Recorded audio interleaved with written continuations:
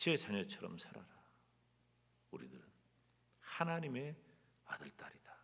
이 삶의 내용이라고 하는 거예요. 굉장히 중요한 부분입니다. 이 삶의 내용은 여러분 이 구체적으로 좀 더 진지하게 이 오늘 본문에서 우리가 함께 읽은 15절에서 21절 사이에는 구체적이고 진지하게 이 말씀을 우리들이 들여다보도록 아주 바울이 우리들에게 돋보기를 주고 현미경을 주어서 이 말씀을 깊이 보도록 했다는 말이에요. 예수님 안에 사는 성도는 어떻게 살아야 할 것인가? 물론 오늘 본문의 말씀이 성령 충만이라고 하는 굉장히 중요한 주제로 접근해가는 그런 과정의 말씀이에요. 왜 그럴까요? 왜 예수님 안에서 사는 성도의 삶이 중요한가? 여러분, 우리가 살아가는 이 세상, 여기서 우리는 예수님을 믿는 성도를 말하는 거예요. 우리가 다른 거 생각할 필요가 없어요. 세상 사람들이 어떻게 해서 무엇을 목표하고 그것을 어떻게 이루어 가서 내가 그것을 주목하는 그런 의미가 아니에요. 오늘 본문의 말씀은 예수님을 믿는 성도가 이 세상을 살아가야 한다면 어떻게 살 것이냐 하는 문제를 아주 돋보기를 통해서 보는 거예요. 여러분, 우리가 사는 이 세상은 어떤 곳입니까? 굉장한 위험, 기만, 거짓, 속임, 고통이 가득한 것이 이 세상입니다. 만만치 않다는 거죠. 예수님을 믿는 성도가 이 세상을 살아가기에는 적합하지 않아요. 자, 에베소서는 지금부터 2000년 전에 바울이 에베소에 있는 성도, 그 안에는 이방인으로서 예수님을 믿는 성도와 이스라엘의 교훈을 따르는 그 성도들이 섞여 살아요. 무엇보다도 이방인으로서 그리스도인이 된 성도들에게 보내는 편지란 말이에요. 그래서 그런 표현이 많이 나와요. 너희가 전에는, 이런 표현들이 바로 이방인이었던 그들이 예수 그리스도를 신앙하는 성도가 되었으니 그들에게 보내는 편지란 말이에요. 여전히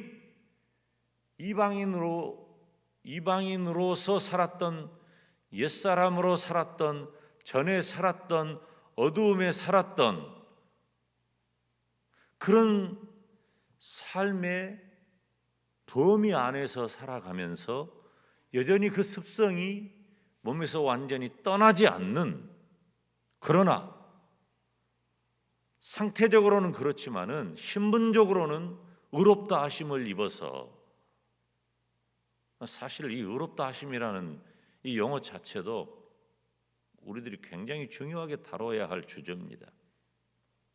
근데 우리 자체가 의롭다 하심을 못 입고 있는 거예요.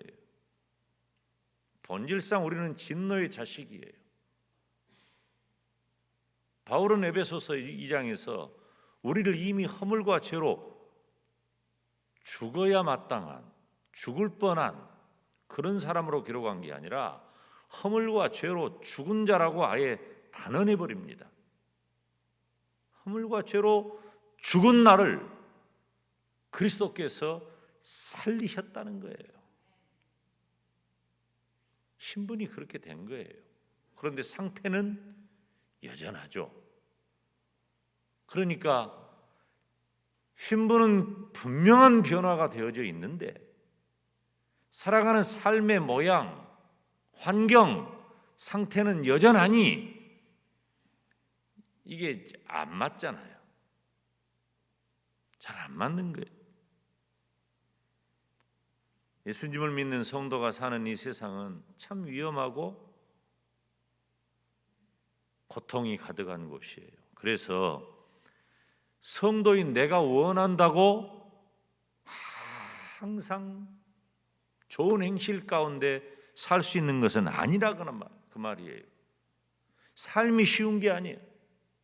여러분, 이번 한 주간 동안도 여러분들이 세상 속에서 이 세상 사람들과 세상의 문화 가운데 어쩔 수 없이 섞여서 사는 이 삶이 평안하고 좋고 우리가 교회 와서 박수치고 찬송하고 기도하고 말씀 듣고 아멘하고 이렇게만 살면 우리가 여기가 천국이지 뭐가 따로 있겠어요. 그런데 우리는 문제는 우리의 신분은 그렇게 변화되었어도 우리가 살아가야 할 삶의 환경에는 우리가 언제나 박수치고 기뻐하고 감사하고 찬송하고 아멘하고 예배하고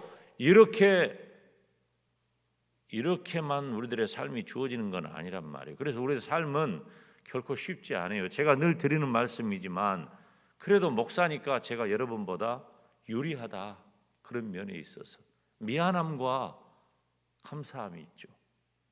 저는 목사로 살아가기만 하면 되지만 성도 여러분들은 삶의 현장에서 살아야 되기 때문에 얼마나 이 세상의 삶이 우리 주님께서 그러니까 제자들을 보낼 때 우리 주님의 심정이 그랬던 것 같아요. 마치 이리 때에 너희를 보내는 것 같다. 성도 여러분들이 살아가야 할 삶의 환경이 그렇다는 겁니다. 쉬운 환경이 아니에요. 도대체 나에게 펼쳐지는 내 앞에 펼쳐지는 내 삶의 환경 속에 내가 어떤 위험에 빠질는지도 모른 채 내가 살아간단 말이에요. 저는 그런 면에 있어서 우리 성도들의 삶을 응원하고 기도하고 축복하지만 눈물이 나는 거예요. 너무 애쓴다 우리 성도들이. 물론 그런 마음과 믿음이 다시 오실 우리 주님의 날을 간절히 소망하는 천국신앙과 재림신앙으로 귀결되기 때문에 그래서 믿음이 중요하다 하는 그런 마음을 늘 갖지만 우리가 무슨 위험인지 알지도 모르고 살다가 전혀 예상하지 못한 함정에 빠질 때가 한두 번이 아니에요. 마음의 함정, 신앙의 함정, 어떻게 살아야 될 것인가? 도대체 이 세상을 우리가 어떻게 살아야 될 것인가? 오늘 본문의 말씀은 두 가지로 우리들에게 접근하게 해요. 첫째, 지혜롭게 너에게 주어진 시간과 환경을 사용해라. 지혜로워야 돼. 두 번째, 조심해라. 조심해야 한다. 그렇게 살지 못하면 어리석은 것, 어리석은 삶이 되는 거예요. 참 중요하지만 또 한편으로는 무거워요. 그런데 또 한편으로는 굉장히 오늘 본문이 우리에게 중요한 아주 희망적이고 소망적이고 기대감을 갖게 하고 또 내가 그렇게 살아갈 수 있는 좋은 원동력이 되는 귀한 말씀으로 우리들에게 주어졌다는 거예요. 우리는 우리 주님의 뜻을 따라서 신중하고 조심스럽게 하나님의 말씀인 성경의 가르침을 따라 살아가야 한다는 거죠. 그래서 우리가 살아가는 삶의 환경이 한 걸음 한 걸음 한 치 앞을 내다볼 수 없는 이런 환경 속에 우리 주님께서 우리 성도 여러분들을 볼 때 우리 주님의 말씀이 내 귀에 막 울리는 것 같아요. 우리 주님께서 사랑하는 성도들아, 너희들이 믿음을 가졌지만 여전히 너희들은 이 세상 속에서 살아가는구나.